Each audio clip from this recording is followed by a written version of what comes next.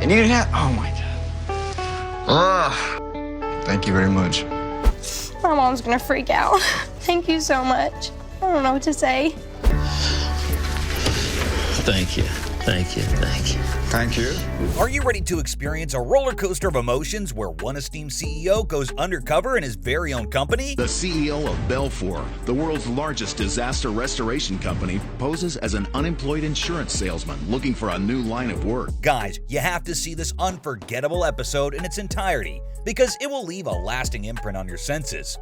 Meet Sheldon Yellen, the CEO of Belfor. It's unlikely you don't know Belfor, world's largest disaster restoration company.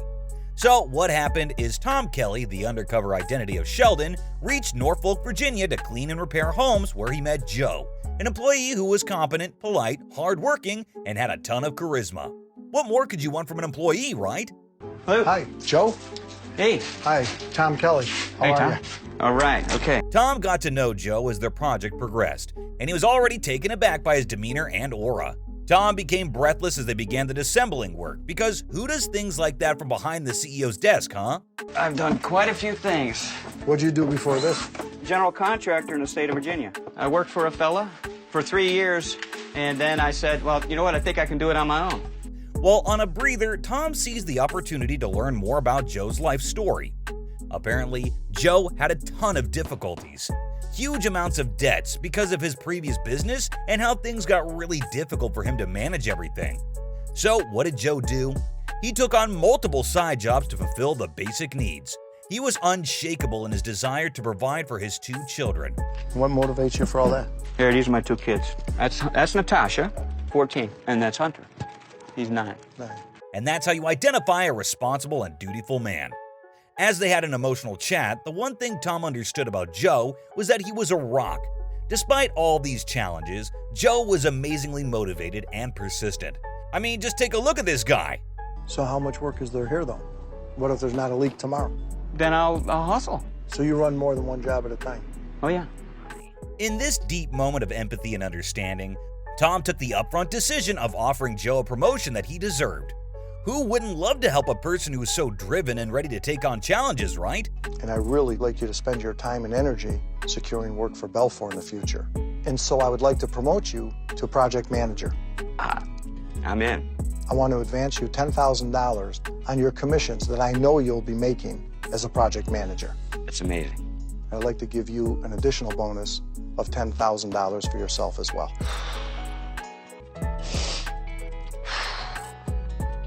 Wow, isn't it heartwarming to see one human recognizing the worth in another and respect and compensate that person? Sheldon turned out to be a CEO that isn't a psychopath, and Joe turned out to be an employee who was selfless. The perfect combination we were looking for. But in this episode of Undercover Boss, you'll experience the most overwhelming moment. So this time, it was time for Joel Manby, the CEO of Herschend Family Entertainment, to disguise himself as John Briggs and visit one of his many centers. My name's going to be John Briggs, and I'm going to be a new recruit to our company who was just laid off from the auto industry, documenting what it's like to try out entry-level jobs at Herschend. But there was one employee who immediately caught his attention, Mercedes. She was a personification of dedication and compassion, and captured his heart as the company's most devoted and nurturing employee. Her commitment and genuine care left a lasting impact on John, and this entire encounter was turning out to be quite the thing. So you do this, and you, Yep, I work in accounting and finance department. I also do events, hosting. Wow. Yeah. You're busy. I do pretty much a little bit of everything here. John was clearly impressed by Mercedes' versatility. Her life story definitely got John emotional, not gonna lie. I mean, this woman was doing everything to bring up her child by working multiple jobs. In a fast-paced world, the idea of finding peace resonates with many. But Mercedes was putting everything she had to make things work. 2 years ago, before I got this job, right before I got it, me and my son were homeless. You're kidding me. And my son was about 1 year old. We were staying in his school. It was a private daycare, and we were sleeping on the floor. Regardless of the immense difficulties of parenthood, she remained steady. Even in the midst of these trying times, her willful spirit never faltered. Her positivity and optimism was so inspiring that Joel did not fail to acknowledge her unwavering determination to never give up. He witnessed her relentless commitment as a parent, especially during these challenging times. Her resilience left an unforgettable mark on him, a living proof of strength and unwavering love. I think the more you know, the better. Yeah. The pay comes later, you know? Yeah. The attitude to just do it all on your own like she did, it's so amazing to me. Mercedes being in a bad spot but still came out shining is a proof that with gratitude and a great work ethic, someday or the other, you will definitely reach heights. You know, you just see so much pain, and you just think, you know, why does it have to be like this? You know, you want to help, but you can't always help everybody. Man, what an amazing person. What an amazing person. Witnessing Joey's emotional display was greatly moving. It's a rarity to encounter individuals of such high stature who embody both generosity and empathy. The combination of his position and his ability to genuinely connect with others struck a chord deep within, reminding us all of the immense power of compassion and kindness regardless of status. First thing we want to do is give you an immediate raise. Oh, God. Because in honor of you making that huge move from being homeless into a new apartment, we're going to inventory with you everything that you need. And you just tell us what you need. That would be great. I want to see you achieve your dreams, okay? Thank you. All right. Thank you so much. But hold on, it gets better. Knowing what Joey did to help Mercedes get out of the bad spot left me amazed. Mercedes gave such an important message to never give up and always take control of your life, no matter how many lemons life throws at you. But this next CEO, the boss of Twin Peaks, Randy Dewitt, decided to go undercover as Eric West to know the inner workings of his company, as he was extremely protective of its image. Randy reached the Twin Peaks franchise in Round Rock, Texas, and what happened next will leave you amazed. We want to be the employer of choice to the attractive girls who might want to work in our restaurant, so we've designed their position to eliminate any of the heavy lifting or dirty work. Really impressed with the way Randy cares and thinks about his employees. I mean, who sees that these days, huh? Hello. Hey, what's up, man? Kale, nice to meet you. I'm Eric. I'm a bar back here. What we do is clean, basically. So here's what happened. Eric's day at Twin Peaks started with meeting Kale, and oh, what a beautiful start to his day, meeting the most energetic and polite employee of the company. Moving further with their day, Eric got to know it's pretty hard and difficult to work as a bar back. I mean, take a look at this, you guys. Oh, no, and the inside? Oh, yeah. Handles on the outside, then handle inside. Oh, wow, They get slippery. Eric was literally struggling with the mugs. Anyone could have gotten annoyed by that, but Kale handled him so patiently without even bursting out. I mean, that's the epitome of a cool-headed and poised person right there, man. Also, seeing Eric got me thinking about whether I would have ever gone undercover if I were there at his place. No jokes, great willpower, Kale. It's extremely hard to work with utmost passion and dedication when you're carrying so much weight and manage to conceal it until someone asks you about it. Kudos. Well, Kale is a guy any business would love to employ. I mean, just listen to this. you just gotta treat people right. That's the only thing you can do. And I completely agree with Kale when he said that we gotta treat people right. It was an eye-opening moment. And no, it doesn't end here. Kale is a pile of surprises. It got Eric stunned when Kale told him that he was a student in the animation college across the street. And guess what? Randy decided to help him out. You know, he's a special employee, and I sure want to figure out a way to help him achieve his dream. The end will make you believe in the saying, good things happen to those who hustle once again. Correct me if I'm wrong. I'm going to need some help designing that pin. I think you're the perfect man for the job, Kale. Thank you, thank you.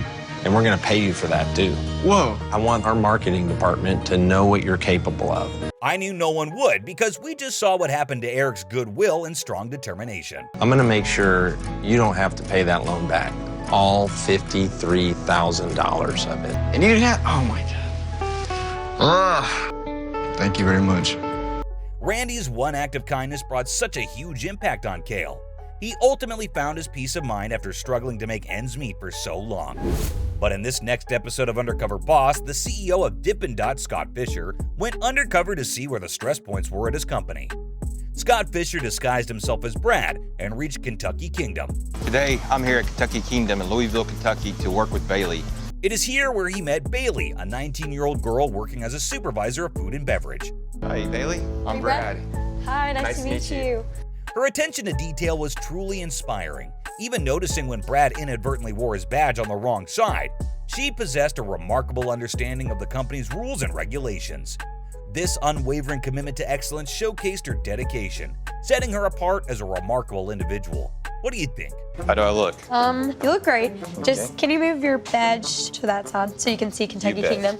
Her ability to confidently brief Brad despite it being her first time working with someone older was truly remarkable. It revealed her strong work ethics and unyielding confidence. The way she commanded the situation with poise and professionalism was worth appreciation. Just watch her. When you come back tomorrow, can you just try to take the beard in I can tighter? do it. A little tighter. Yeah, I'm sorry. It's okay. All right. Straighten it up a little bit. Yeah, you're good. Okay, now that was something. Hearing Bailey talk about what she liked about Kentucky Kingdom provided a window into her vibrant personality. She radiated as a true people person who was always brimming with enthusiasm. Additionally, her adept handling of the morning meeting reflected her innate leadership qualities. It's evident that she possessed a unique blend of charisma, warmth, and the ability to inspire and guide others. This is Brad. He's going to be new to the team. Hey, guys. This is his first day. He'll just be kind of shadowing me for the day. He won't be on a car by himself yet. You already know where you're going to be placed for the day. Yeah. Her team was no doubt very lucky to have her as their supervisor. Her exceptional abilities extended far beyond just being a skilled manager and leader. She was also extremely hardworking and committed to her duties. Working undercover not only helped Brad gain a deeper understanding of the inner workings of his business, but also the problems that the customers faced, such as high rates. It was an insightful experience overall. How much is it? $5.25. You are expensive here. Oh. Trying to break my bank. Yeah. A little pricey. Knowing the customer's disappointment in the pricing left Brad disheartened, making room for some positive changes in the near future. Brad then learned about Bailey's family, and I have to say, it's pretty tragic. Bailey lost her brother due to heart failure. It deeply affected her. Imagining her go through all this at such a young age, but still standing strong. Huge respect, man. Watching Brad take interest in her brother's story and asking her to tell more about what happened is a sign that he genuinely has a heart of gold and wanted to help Bailey with whatever he can. Was it just all of a sudden, just out of the blue? He went and watched the Super Bowl with my cousin. He was fine there. And then when he came home, he went to bed and he wouldn't wake up. Oh no. Now that was heartwarming. But what happened next was crazy. So I also wanted to provide you with a luxury vacation on my private jet to Universal Hollywood for you and your whole family. I mean, I'm speechless. Brad's generosity once again left everyone amazed. What he just offered Bailey was the most unexpected and thoughtful gesture. So I wanted to do something for your brother, so I created the Devin Webb Foundation. I'm shaking so bad. And I'm gonna pledge $20,000 to it, and we want you to be the face of the foundation. My mom's gonna freak out. Thank you so much. I don't know what to say. None of us could have ever imagined that he could come up with something like this. People like Scott make this world a better place. People like Bailey motivate everyone to have strength and keep faith because no matter what happens, there's light at the end of the tunnel. But now it's time for the president and COO of Roto-Rooter, North America's largest plumbing and drain cleaning company, to disguise himself as a new recruit in this episode of Undercover Boss. For someone who came from a middle-class family and became the president of a company, Rick has definitely worked his way up the corporate ladder. You can either say, hey, it's tough economic times, poor Roto-Rooter, or say there's never been a better time than right now to find out who we really are. Rick's thought process and way to perceive things were simply exceptional. Coming to the sting, Rick reached New Orleans, and once there, he met Henry, one of the best men working for Roto-Rooter in New Orleans. You can see Henry's sincerity towards his work from the very beginning as he had his priorities in line. I want you to meet Hank. How you doing? I'm okay, Hank. Good. Meet you. Okay. Hey, I have this customer waiting on me right now, so gotta get going? yeah, we gotta get going. Okay. All right. Without wasting much of his time, he mentioned that a customer was waiting for him and returned back to work. On the way to the customer's place, Henry shared a few details about himself with Rick and that he worked as pipe superintendent earlier. You haven't seen any rats under there, huh? I don't like rats. You don't like rats? I see a rat. Rick certainly was daring to put his hands into something which is not his cup of tea. I've been running to the doctor, tests and everything. You got tests and stuff like that? Yeah. You got I understand. One can clearly make out looking at Henry's face that he was deeply affected when the lady told him about her medical bills and that she couldn't afford to spend $1,200 as repair cost. If someone else would have been there at Henry's place, he would have clearly denied. But it takes courage to take money out of your own pocket to help a complete stranger in need. What a noble person. And that very instance was enough for Rick to realize that all the things he heard from everyone about him were nothing but the truth. At first, I was taken aback by Henry's giving such an extreme discount, but I thought about it and I realized Henry works on commission, so he was taking money out of his own pocket. That feeling of pride was quite evident just by looking at Rick's face. Without even Henry realizing, this act of kindness became the turning point in his life. As the day wore on, Rick realized that Henry was the go-to man for everyone, and he got a number of calls from the other field technicians. Watching Henry being the giver the whole day, Rick was intrigued to learn more about him outside the professional setting.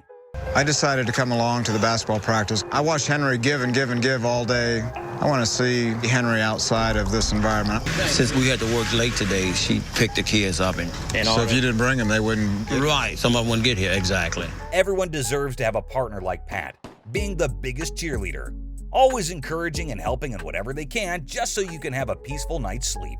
As for Henry, not only was he good at his technician job at Roto-Rooter, but he was also fully devoted and passionate towards being a coach and training the basketball team kids. Why do you think he does it? He just loves children. He could work all day on his job, go pick up the children that need a ride, coach. Henry's will to do good was incomparable, and without Pat being on his side, he would have never been able to serve so selflessly. She was his true soulmate. He seems like he likes this, so He loves it. He loves it. I think Rick entered Henry and his wife's life as a guardian to help them and support the work that they truly enjoyed. The company's going to give you a 15-person van to take all those kids to practice. And I've got the keys. Oh, man. The gesture of generosity from Rick towards their shared passion, despite it being unrelated to his company, was an example of him being an ideal leader. While gifting a van may not have been a big deal for him, but it definitely meant everything to Henry and Pat. Rick's selflessness touched their souls in ways words fail to convey. And what's more, Henry's promotion to field supervisor, first-level manager, and a raise was well-deserved. How about a promotion? Gonna make you field supervisor, first-level manager in Roto-Rooter. Gonna give you a raise. Thank you. Thank you. Thank you. Thank you. But this episode of Undercover Boss was certainly the most fragile one till now. This time, Shelly Sun, the CEO of BrightStar Care, nation's fastest growing providers of private health care, went undercover as Linda to work alongside her employees.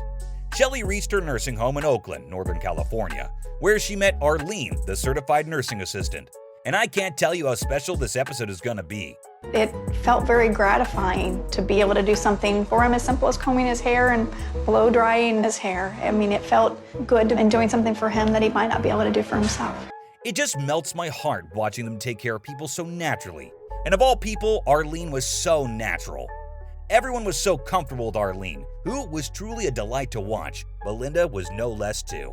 Linda wasn't hesitant to work with patients, and I love that. She definitely deserved to be appreciated, the way she blended in all the duties so effortlessly. Arlene's words resonate deeply with me. So what made you decide you want to be a nurse? Oh my gosh, I'm a single parent. How many children I do you have one daughter, and she's Oh, 7, so you know, it's kind of hard. CNAs only get paid so much. Arlene's incredible maturity at the age of 24 astonished me, balancing the responsibilities of caring for others while being a single parent to a 17-year-old girl filled me with admiration and awe. Her journey serves as a powerful reminder of the resilience and capacity for love that exists within us all. But then she said something that completely shook Linda up. You know, I felt like I was wasting my time, so I went back to school, like I'd say a week after I gave birth to my daughter. That must have been so hard. It was. Did she just say that she went back to school a week after she gave birth to her daughter? I have no words to describe her bravery. But there was more. My daughter's dad passed away at 16. He got killed by a drunk driver. The accidents she faced alone had a devastating impact on her. But despite that, she was determined to see it through. But then, there was something amazing in store for her determination and hard work. I have made arrangements so that that territory could be your franchise. $47,500, that's my contribution. No way. Shelly wanted Arlene's hard work to be rewarded, and what can I say? This employee truly deserved nothing but the best. So, which among these employees do you think was the best? Let us know in the comments below. And if you liked our content, don't forget to smash that like and subscribe to my channel immediately. See you next time, guys.